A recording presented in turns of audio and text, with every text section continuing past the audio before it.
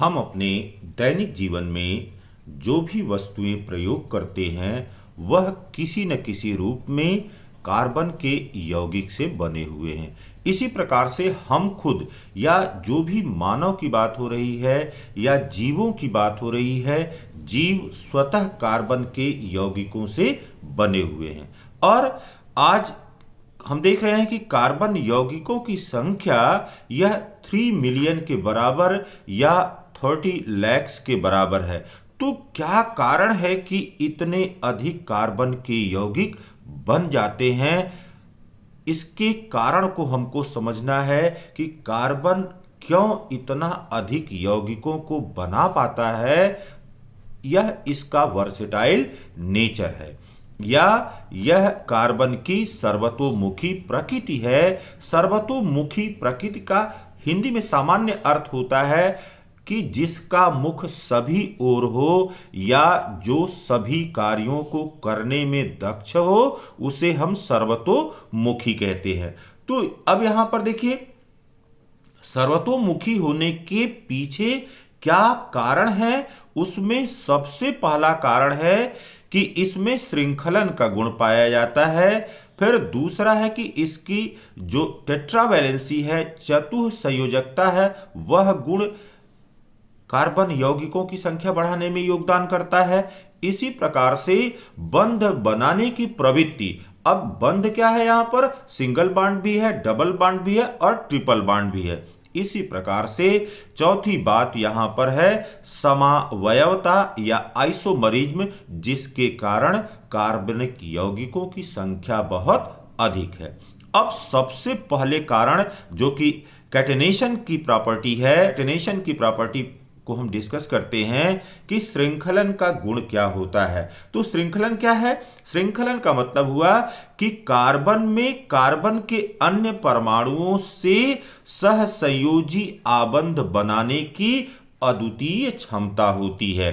तो unique property of self linking of carbon atom through covalent bond to form long straight और branch और ring chain is known as catenation. यहां पर जब सहसंयोजी आबंध बनता है तो सहसंयोजी आबंध बनने पर यह सीधी श्रृंखला का यौगिक हो सकता है, शाखित श्रृंखला का यौगिक हो सकता है, या यह रिंग के रूप में या वलय के रूप में हो सकता है। अब श्रृंखलन के बीच श्रृंखलन जो हो रहा है उसका क्या कारण है? किस रीजन से श्रृंखलन होता है? पहला कारण तो है कि इसका अद्वितीय इलेक्ट्रॉनिक विन्यास है, इसका यूनिक इलेक्ट्रॉनिक कॉन्फ़िगरेशन है। क्यों? क्योंकि हम देख रहे हैं कि 6C12 और 6 का इलेक्ट्रॉनिक विन्यास करते हैं तो यह हमको 2 और 4 के रूप में मिलता है। तो यूनिक इलेक्ट्रॉनिक कॉन्फ़िगरेशन है, अद्वितीय इलेक्ट्रॉनिक विन्यास है और इसके बाह्यतम कोश में 4 इलेक्ट्रॉन हैं। फिर दूसरा यहां पर है कि इसकी साइज छोटी है या आकार छोटा है। जब इसको हम देखते हैं कि किस प्रकार से इलेक्ट्रॉनों का वितरण होगा, तो इलेक्ट्रॉनों के वितरण में हम देख रहे हैं कि यहां पर K सेल में 2 इलेक्ट्रॉन हैं, इसी प्रकार से यहां पर L सेल में 4 इलेक्ट्रॉन हैं। तो इसका छोटा आकार भी श्रृंखलन के लिए उत्तरदायी होता है। तीसरी बात, कार्बन कार्बन बंध के बीच में प्रबलता होती है और यह 355 किलो जूल प्रति मोल होती है। तो यहां पर यह 355 किलो जूल प्रति मोल इनके बीच में प्रबलता होती है। तो बहुत स्ट्रांग कार्बन कार्बन बॉन्ड होता है, जिसके कारण इनमें कैटेनेशन की प्रॉपर्टी पाई जाती है। अब हमने कहा कि जब यह जुड़ते हैं तो सिंगल बॉन्ड भी बनाते हैं, सीधी श्रृंखला यौगिक बनाते हैं। जैसे कार्बन कार्बन से जुड़ता गया, इस प्रकार से।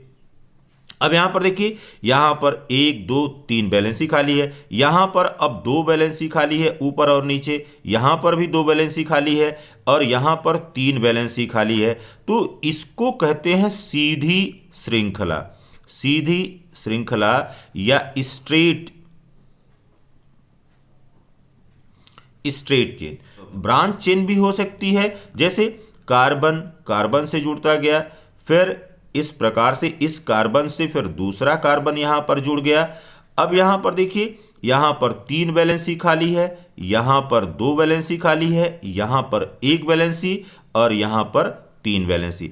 तो यह शाखा श्रृंखला कहलाता है, यह शाखा श्रृंखला कहलाता है। इसी प्रकार से कार्बन वलय संरचना, रिंग संरचना भी बना सकता है, जिसमें 3 कार्बन हो, 4 कार्बन हो, 5 कार्बन हो, 6 कार्बन हो। इस तरह से बहुत सी संरचनाएं हो सकती हैं। अब यहां पर देखिए, जैसे अगर हम 3 कार्बन की कल्पना करें तो 1, 2 और 3, यहां पर अब 1, 2 यह रिक्त है, फिर इसी प्रकार से यहां पर 2 वैलेंसी रिक्त है, यहां पर भी वैलेंसी रिक्त है। तो यह 3 सदस्यीय वलय है, 3 सदस्यीय वलय है। इसी प्रकार से 4 कार्बन परमाणु आपस में जुड़ करके इस प्रकार से रिंग बना सकते हैं। यहां पर आपने ध्यान देना होगा कि अब देखिए, कार्बन की 1 वैलेंसी इस कार्बन के साथ, कार्बन की 1 वैलेंसी इसके साथ जुड़ रही है, 2 वैलेंसी यहां पर फ्री है, 2 वैलेंसी यहां पर फ्री है, 2 वैलेंसी यहां पर फ्री है और 2 वैलेंसी यहां पर फ्री है। तो यह आपस में जुड़ रहे हैं। फिर और इसमें कार्बन जुड़ सकते हैं, या इसमें कोई भी मोनोवैलेंट या कह लीजिए कि एकल संयोजकता वाला तत्व कोई जुड़ सकता है। यहां पर इसको कहते हैं 4 सदस्यीय वलय, 4 सदस्यीय वलय। इसी प्रकार से अब इसमें 5 सदस्य भी हो सकते हैं। यहां पर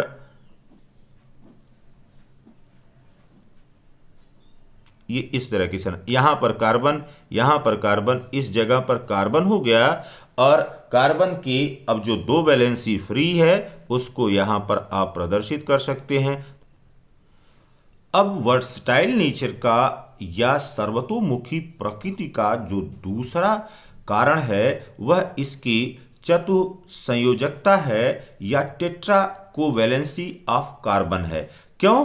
क्योंकि यहां पर जब इसके परमाणु क्रमांक 6 का इलेक्ट्रॉनिक विन्यास करते हैं तो इलेक्ट्रॉनिक विन्यास में हम देख रहे हैं कि के सेल में यहां पर 2 इलेक्ट्रॉन हैं और यल सेल में यहां पर 4 इलेक्ट्रॉन हैं। तो यह आउटर मोस्ट सेल का इलेक्ट्रॉन यह रिस्पॉन्सिबल है सभी इसकी केमिकल प्रॉपर्टीज के लिए। तो इसकी संयोजकता कितनी हो गई? इसकी संयोजकता या वैलेंसी यह हमको मिल गई कि इसकी वैलेंसी 4 के बराबर है। अब यहां पर देखिए, यह क्या करेगा? यह कार्बन के अन्य परमाणुओं के साथ, कार्बन के अन्य परमाणुओं के साथ यह बड़े आसानी से बंध बना सकता है, या 4 अन्य कार्बन परमाणुओं के साथ यह बंध बनाने की प्रवृत्ति रखता है। या एक संयोजकता वाला कोई तत्व है तो उससे भी यह जुड़ने की प्रवृत्ति रखता है। इसी प्रकार से यह ऑक्सीजन से, हाइड्रोजन से, नाइट्रोजन, सल्फर, क्लोरीन, इन सब से बड़े आसानी से जुड़ करके कार्बनिक यौगिक बना लेता है। अब दूसरी बात यहां पर ध्यान देना है कि हम जब इसका इलेक्ट्रॉनिक विन्यास कर रहे हैं तो इलेक्ट्रॉनिक विन्यास में हम देख रहे हैं कि के सेल में 2 इलेक्ट्रॉन हैं और यल सेल में यहां पर 4 इलेक्ट्रॉन हैं।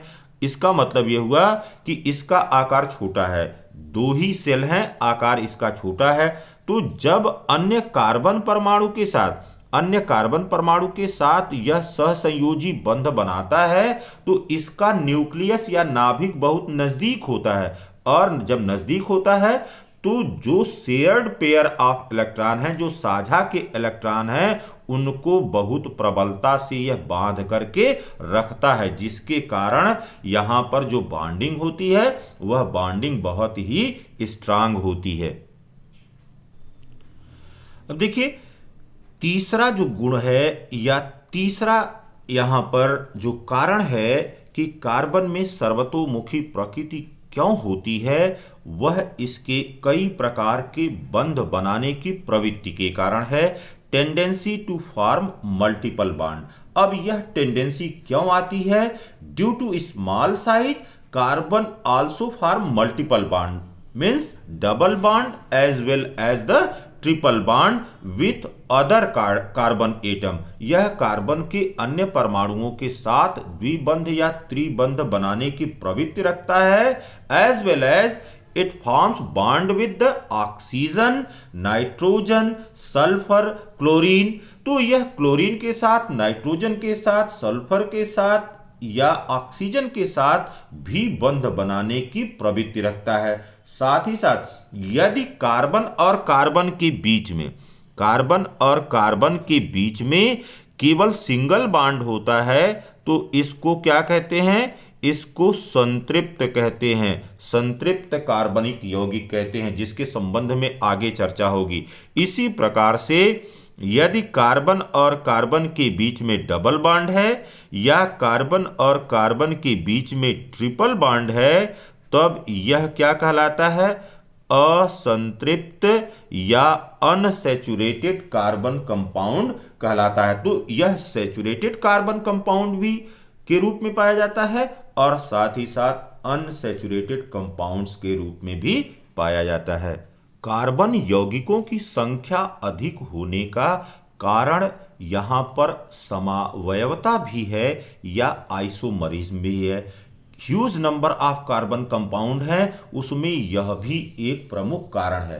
तो अब क्या होगा? ऐसे कार्बनिक यौगिक, यहां पर यह ऐसे कार्बनिक यौगिक जिनका आणविक सूत्र तो समान होता है, तो आणविक सूत्र समान होगा, यह समान होता है, लेकिन संरचना सूत्र यह भिन्न होता है। तो ऐसे कार्बनिक यौगिक जिनका आणविक सूत्र तो समान हो लेकिन संरचना सूत्र भिन्न होता है, वह एक दूसरे के समावयवी कहलाते हैं। If A given molecular formula represent two or more structure having different property, this phenomenon is known as the isomerism। तो यहां पर दो या दो से अधिक संरचनाएं हों और साथ ही साथ उनके गुण भी भिन्न हो, केवल आणविक सूत्र समान हो, तब इसे हम आइसोमरिज्म या समावयवता कहते हैं। ब्यूटेन का आणविक सूत्र C4H10 है। अब इसमें कार्बन के कितने परमाणु हैं? कार्बन के 4 परमाणु हैं जो दो विभिन्न स्थितियों में जुड़ सकते हैं और दो भिन्न प्रकार की संरचना बना सकते हैं। सबसे पहले देखिए कि यहां पर पहली दशा क्या हो सकती है कि कार्बन के जितने भी परमाणु हैं यह एक सीधी श्रृंखला के रूप में जुड़ जाएं। तो यहां पर कार्बन के 1 2 3 4 परमाणु हैं और इन कार्बन के चारों परमाणुओं को हमने सीधी श्रृंखला के रूप में जोड़ दिया। अब जहां पर भी संयोजकताएं बच रही हैं वहां पर अब हाइड्रोजन, देखिए 1 2 3, फिर यहां पर 2 संयोजकता खाली है, यह H और H, यहां पर भी 2 संयोजकता खाली है, यह H हो गया, यहां पर हाइड्रोजन, यहां पर भी हाइड्रोजन और यहां पर हाइड्रोजन। तो आप देख लीजिए अब यहां पर 1 2 3 4, 1 2 3 4, यह चारों कार्बन सीधी श्रृंखला के रूप में जुड़े हुए हैं और शेष अब यहां पर 10 हाइड्रोजन है, 3 2 5 2 7 और 3 10, यह 10 हाइड्रोजन यह इससे जुड़ गए। अब यह क्या हो गया? यह हो गया CH3, फिर CH2, CH2 एंड CH3। इसको क्या कहते हैं? इसको कहते हैं N ब्यूटेन या नॉर्मल ब्यूटेन, नॉर्मल ब्यूटेन कहते हैं। अब देखिए बेटा दूसरी दशा क्या हो सकती है? दूसरी दशा यहां पर हो सकती है या दूसरी संरचना यहां पर हो सकती है कि जिसमें 3 कार्बन परमाणु वह सीधी श्रृंखला के रूप में या सीधे सीधे जुड़े हुए हों और चौथा इसमें शाखित हो जाए या ब्रांच के रूप में हो जाए। जैसे देखिए यहां पर यह दशा हो सकती है 1 2 और 3, यह 3 कार्बन, 1 2 और 3, यहां पर 3 कार्बन हो गए।